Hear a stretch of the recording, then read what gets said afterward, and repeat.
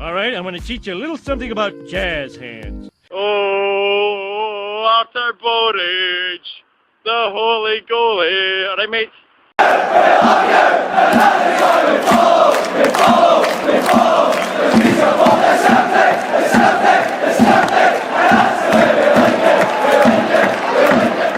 Right, I'm zoomed out a wee bit. How does this look? Is this better? Do people prefer it being zoomed out a wee bit more? I've decided to try and change things up. I hope the audio and everything is sounding great. I'm hoping that the video is looking fine. I've just decided to zoom it out. You know, I've just decided to do that. I hope you enjoyed the intro. A wee bit of a surprise for you all, but welcome back to the channel, ladies and gentlemen. It's Celtic drawing 2-0 with Legia Warsaw over in Poland for Artur Boric's farewell, his final game as a professional footballer. I'm sorry we're running a wee bit late than the advertised time. I had it advertised for quarter to 7, and we ran a wee bit late. I was having to dry the tears from my eyes and kind of square myself up due to the fact that my favourite Celtic player of all time, Artur Boruc, is now retired. It's like watching a part of your childhood just be stripped right from you. It's like, I just made the comparison on Twitter there. If you're a wrestling fan, it's like watching The Undertaker or Shawn Michaels or The Edge when he retired the first time. It's like watching them ride off into the sunset, but this time it's with someone who made a massive part of my childhood growing up. He was always my favourite player. He was my inspiration to attempt to become a goalkeeper. And I love him so much. You know, I could sit down and I could waffle on about Artur Boruc for hours and hours and hours, because I think that he's quite simply the greatest goalkeeper to play for Celtic in my lifetime anyway. And that's it all over. So it was emotional, and it held me back a wee bit as I was watching the players clap him off the field. Plus the game ran over a little bit. I didn't expect it to go on as long as it did, but I think the half time was a bit longer than usual. But hello and welcome. We're going to sit down, we're going to review the game, and as Aidan has put it very bluntly there, Artur Boruc away. 2-0 was the game. Was the score, sorry, in the game. Not the greatest game of football, and it's just like every pre-season game so far, isn't it? It's been a sort of tale of two halves. You know, Celtic in the first half, very dominant, very good. They're looking like their usual selves, and in the second half, we fell a bit flat. We gave the game away. We ended up squandering a win. But look, listen, it's people are going to be annoyed at the second half performance, and generally the result, because it's not a win, because we didn't look great, and because there are problems to point out. But at the same time, listen, I feel like there has to be I don't want to sit here and make excuses, and I'm not going to be blindly ignorant to problems within the game, but you're playing in a testimonial match, effectively, where you're making 11 changes to the team, 8 changes at half-time, quite a disjointed side in the second half. Of course, levels are going to drop, and we're not going to play so well. I don't think that there has to be a mass panic. Things will hopefully, and I think that the concerns mostly come from the fact we are so close to the season now. You know, we have one pre-season game left. That's against Norwich on Saturday. So I think fans will be expecting a better 90-minute performance. I think fans will be expecting to take ourselves into that Aberdeen game in the best possible stride. So I can understand why people are a bit annoyed and such, but there's so many overreactions to what is a meaningless friendly. It's good to get minutes in the legs, and look, listen, when you make that many changes, you know, you're going to notice a difference in how the team plays in both halves. But we'll talk about it all. I'll let you guys get involved as the show goes on as well. And look, listen, this is, you know, getting a lot of comments here saying Rangers look streets ahead, go home, you're drunk. I mean, I've not even brought up Rangers. I don't care about Rangers in pre-season. I'm not going to sit down and watch Rangers West Ham. Good result for them last night, but I'm not going to start drawing comparisons.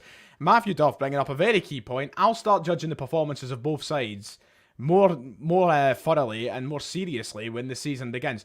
You know, Rangers could beat, and once again, I don't really care what happened last night. Good result, as I said, but Rangers could beat West Ham 3-1. We can draw with Blackburn Rovers, but come next Saturday or next Sunday, it might no matter, because Celtic could win, Rangers could drop points, or vice versa.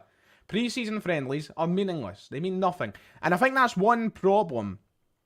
I think right now, with this pre-season is the first in many years we have not had competitive football, because we're used to Champions League qualifiers heading into a season. We've not got that this year. So when you're heading into a league campaign, you've already played 4, maybe 6 games of competitive football, which are must-win for Celtic. And when you're playing certain sides, they're very winnable games. So you're not making as many changes.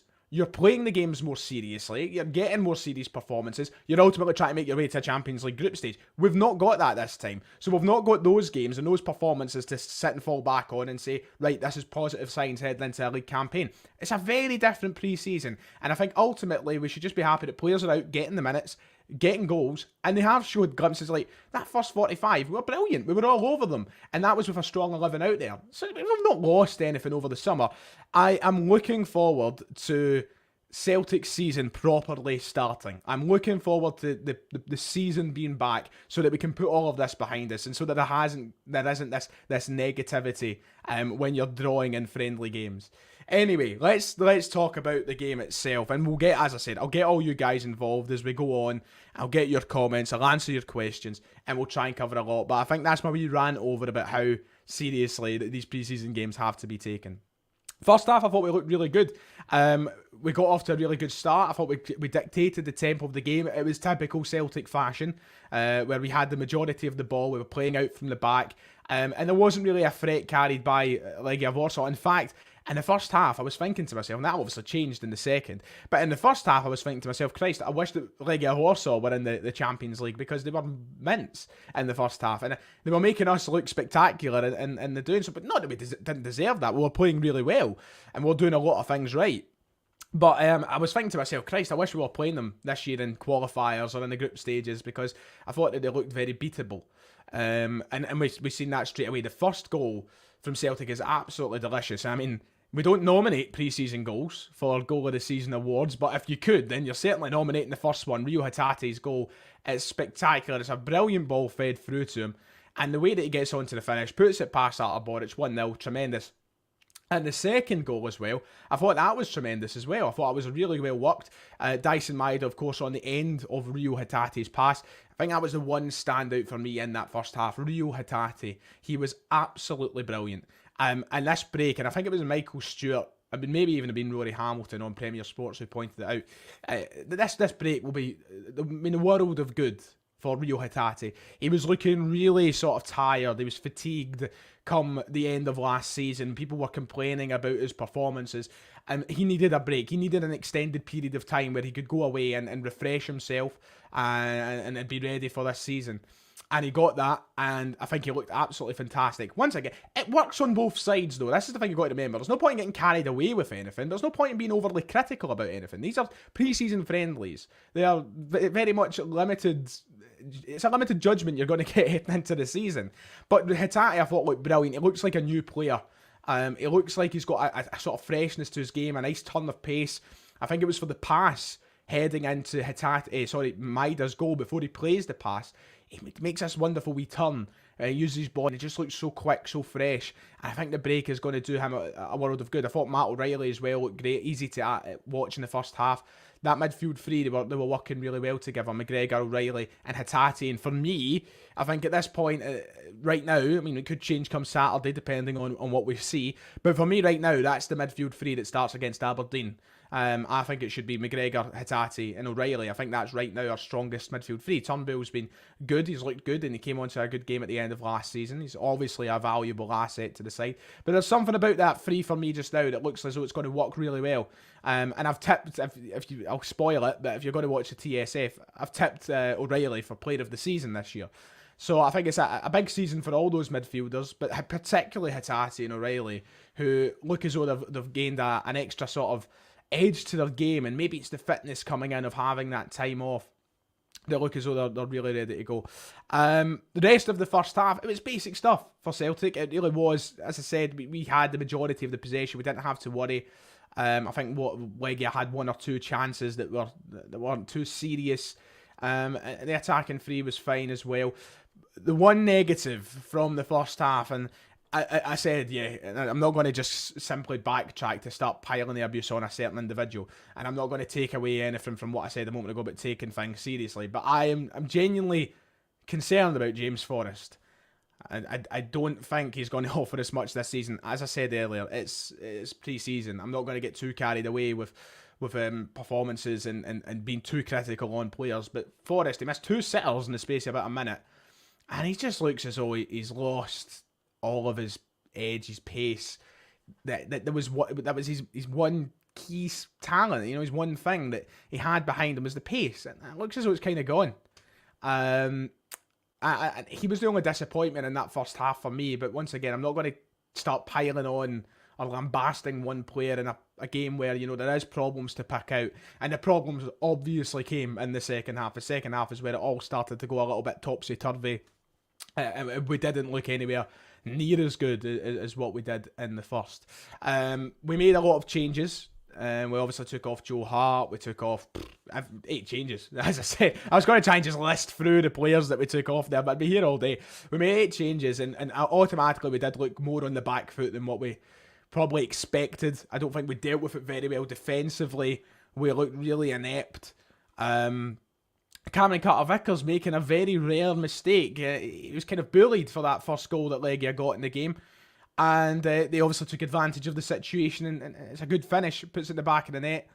And the second goal as well. The second goal as well, sort of cheap to give away. It was a really good finish from Legia, don't get me wrong. It was a cracking strike. He takes it well. He puts it in the back of the net. But Bain, what's he doing? Yeah, I'm like, Scott, but you can't tell me that Barkas wasn't better than Bain. Maybe that's a stretch, but Bain, he's just chilling, isn't he? He just doesn't really care. He throws himself to the ground far too late for the ball, and it's in the back of the net, but defensively we should have dealt with it a lot better. You see, I think it's Ideguchi and Turnbull, who are the 2 players at the time who could have maybe done something to rush to the player or the ball, and they kind of just give him the time and the space to do what he wants, and it's an easy enough finish for him. So that made it 2-2, and from that point I was kind of fearing that we'd end up going on and losing the game. We made more changes, and that's that's where most people have got problems now. They're saying we look really poor, it's concerning, blah blah blah. Listen, by the time the game ended, we made 11 changes. It was a very disjointed second tier side. Well, I wouldn't even say second tier side. Still a lot of good players out there, but you've got Julian, you've got Lawal. Moving forward, you've got Johnson. These are guys who aren't going to play an awful lot of football, if any football, for Celtic this season. I would be stunned if the likes of Julian, Lawal, or Johnston have more than 1 or 2 appearances this season. And that could be in cup games, that could be coming off the bench with 10 minutes to go. I'd be stunned. So I don't think we need to start fucking throwing the toys out the pram because we've had a poor second half and a pre-season testimonial over in Poland. I think it's now about coming back on Saturday, trying to regain a little bit of positivity, ensuring that we get a good performance that sends us into that game on Sunday. And I'm not saying that you're not allowed to be a wee bit nervous or allowed to have any criticisms in these games. Of course you can. It's football at the end of the day. The whole point in football and having an opinion is that you form your own and you voice it. So fair enough. But I just feel like there is, in all of these friendly games, been a sort of too much of an extreme pessimism heading into the league campaign. And as I said, I think one of the main things to do with that is the fact that we are missing Champions League qualifiers, or missing competitive games that we normally would win. I'm going to do something interesting, so bear with me. By the way, we are now less than 100 subscribers away from the big 35,000. So if you're watching live right now and you're enjoying what you're seeing, and you haven't for whatever reason pressed the subscribe button already, please make sure to do so. Stay with me. I'm going to pull up now the whole team that was put together today, and I'm going to go through every player and just kind of maybe briefly say something on them rapidly. I need to scroll and get the the team sheet back up from today so that I can actually do that. So if I bring it up on screen very quickly, right? This was the players that were involved in today's game. I mean, Hart had not much to do. Ralston, Carter-Vickers, Welsh and Bernabei as a back four. Welsh seen the most minutes out of them all. I think Welsh played the vast majority of the game, and I think that could be telling as to who's playing next week against Aberdeen. I must admit, is Starfelt going to be back in the starting 11 on time? I'm starting to doubt that. Now, I know we've obviously just signed your man Yates. We've just signed big... first name's Moritz Yates. I know we've just went and signed him and he could have a part to play, but I have a feeling with the minutes that Welsh played today that they're getting him prepared for maybe being involved to a more expected extent than first thought. Bernabei I thought looked decent as well on the left hand side, especially going forward, maybe defensively a bit more to be desired.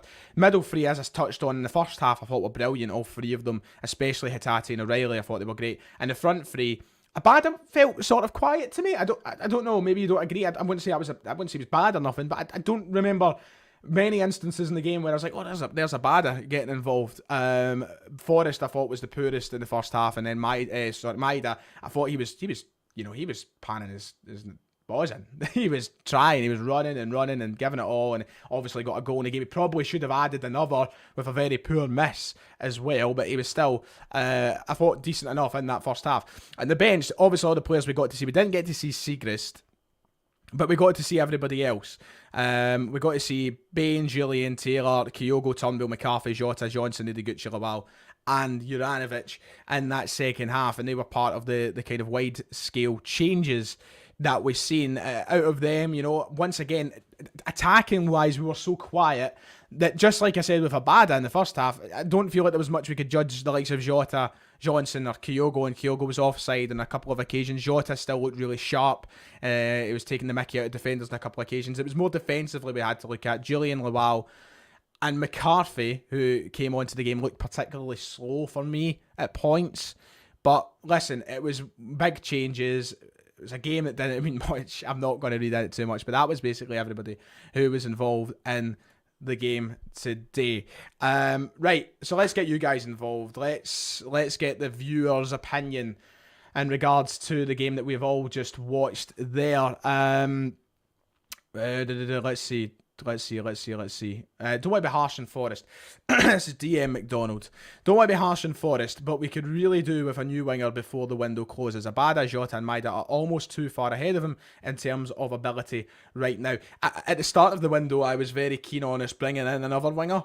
And I wouldn't say no to another winger now, absolutely not. I think that another winger would be a nice addition. Whether or not it's as much of a priority as other areas, I'm not sure, but we obviously have signed in the last couple of days. We've got the likes of Moritz Jetson, we've got the likes of Aaron Moy in, so maybe we can turn our attentions to an area like that. So we'll have to wait and see, but I have a feeling that there is no general urgency to bring in anyone in that area. Matthew Duff, my only complaint would be, that's not my opinion, that's not what I think a winger would be nice. I just don't think at the club there'll be an urgency to bring in a winger. Matthew Duff, he says, my only complaint would be get Bain off the books and promote Toby Oluyemi to third choice keeper. I absolutely agree, but the problem is we obviously extended the contract of Scott Bain last year to Oliver's surprise. But I would agree as well. I would be getting Bain off the books. Not to sound too harsh on players either, but he's just not up to the stat. I know he's a third choice keeper, right? And you don't really need anybody with a great ability to fill in that role. But, you know, he's sat there and, you know, he's not good enough. And every time he has been called upon, you know, you can count on a blunder or something happening. It's a bit annoying. Oh Christ, that's a bit extreme, isn't it? James should be banned from Lennox Town. Dearie me. Let's see, what else will there be to bring up? Just hope Jens can step up. Absolutely, Sean. Sean suggesting that Jens could be an option. Obviously an option. Needs to step up, and hopefully he does. Now the question is, how soon will he be allowed to step up? Will we see him involved at the weekend? I hope so. I think both players, Moy and Jens, are in a position where they can step into the team as quickly as we'll need them. I think that they'll go to Lennox Town the next couple of days. They'll probably get themselves up to a level of fitness that allows them to play some minutes. We'll get to see something against Norwich, and hopefully they can be to some extent useful heading into the game against Aberdeen. They've got over a full week to get that done. Absolutely. Let's see. Maida's not good enough to be a starter. Wow. I think Maida takes a lot of unfair slack. I can understand some reservations in terms of technical ability. His finishing isn't the best in the world. I'll absolutely agree with that. But I think that he's an absolute workhorse, and he does a lot of things in the game that benefit us massively that go ignored. Where does Moy come in and leave guys like McCarthy and Ideguchi now, in your opinion? Ideguchi's so hard to read. I don't know. I don't know what the script is with Ideguchi. We'll need to just wait and see what happens with the remainder of this pre-season, the one last game, and then heading into the start of the season. I think that Moy will be ahead of both of them in the pecking order, but I don't necessarily know what it means for the pair of them. I think McCarthy will be seen to the same extent as he was last season, but Ideguchi is a real unknown quantity. I think that's to be said. Alright, okay, this is a controversial opinion. And just clueless about transfers. He only knows to buy the best from Japan. Unfortunately, he can't pick many other leagues and just buys the best from them, says Greg. I'm sorry, what? I never thought I'd be reading that out on stream tonight. Is this what happens when Celtic don't win a game? Like, I've just been blind to this. Ange Postecoglou didn't make one bad signing last year, Greg. Maybe James McCarthy, to a certain extent. Not one bad signing in a full rebuild season. I think it's a controversial one, that, to say the least. Very controversial. I'm a bit stunned by reading that. Anything else? Oh God, Greg's taking some tanking in the chat now. Anything else before we wrap up tonight's stream? It's been a live. What do we think of the live reactions? Should I make them more prominent throughout the season? Are they better than the recorded reactions? Let me know. It's good to get you guys involved. Yeah, and of course, yeah, no way that McCarthy was an Ange signing either. Who knows? Maybe he was, but I think we're all under the firm belief that he wasn't. Matt O'Reilly, the famous Japanese powerhouse. Fulham, that famous team from Japan. Or MK Dons, sorry, I should say. I forgot to actually. We got them from there. Let's see, anything else? A lot of the same stuff. Hatate and Kalmak still need another defensive midfielder, says Mark. I would still like a defensive midfielder to come in. I stuck by that when we brought in Moy. For as much as I wasn't trying to be negative about the Moy stuff, I still thought that we had to bring in another central defensive midfielder, and we still should. So hopefully the eyes are still open in that extent of the market. And yeah, do you think... No, I don't think O'Reilly will bag 20 goals. I don't think he'll get 20 goals, no, but I think he'll have a fantastic season, perhaps a standout player of the season sort of thing. Right, we're 22 minutes in, over 400 viewers. I'm going to wrap up the stream there. It's been an absolute pleasure, ladies and gents. We'll be back tomorrow on the channel ahead of the game against Norwich on Saturday. Do them topless, says Sean. Well, now that I'm zoomed out a little bit, I could definitely get the tatas out, but we'll probably leave that so we're not demonetised or scarring anyone for life. Okay. Right, ladies and gents, thanks very much. Make sure to hit like and subscribe. It's been an absolute pleasure.